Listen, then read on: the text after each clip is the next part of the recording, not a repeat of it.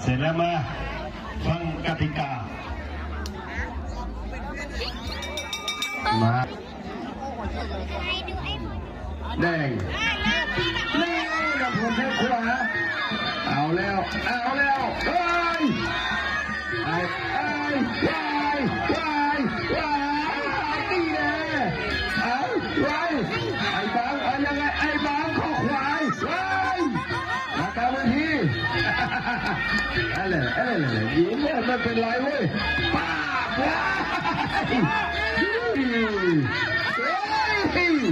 ลงได้เอายังไงไอ้บังพอไอ้บังดีเฮ้ยบังดีเฮ้ยมองพี่เอาไงดีวะเฮ้ยเอายังไงเอายังไงนี่นะ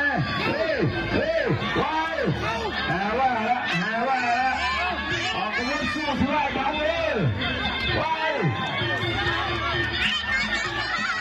เอายังไงลงมาเร็ว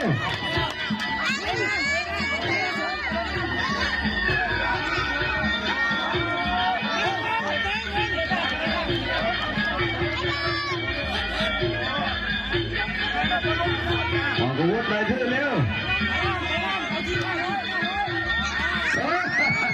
มันเตะกันคอมันหลบได้ดีกว่าเฮ้ย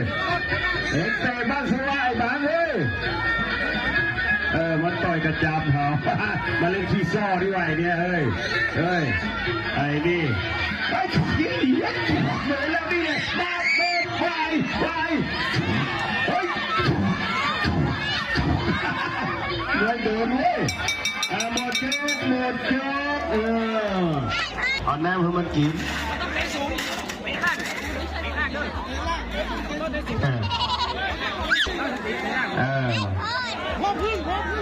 เข้าน้ำเป็นตีนี่แหละไม่เข้ามายุ่ง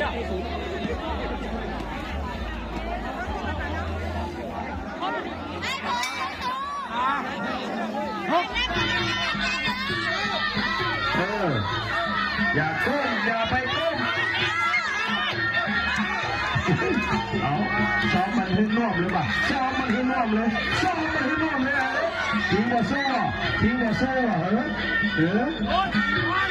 ต้องโซ่สิวะเฮ้ย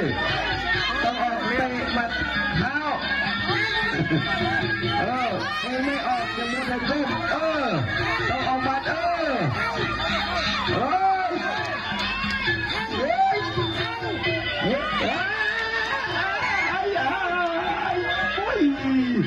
ิ้งอย่าไปก้มเลยลุกขึ้นมาเร็วทิ้งมันมีติดมีมือบอกมาเอาเลย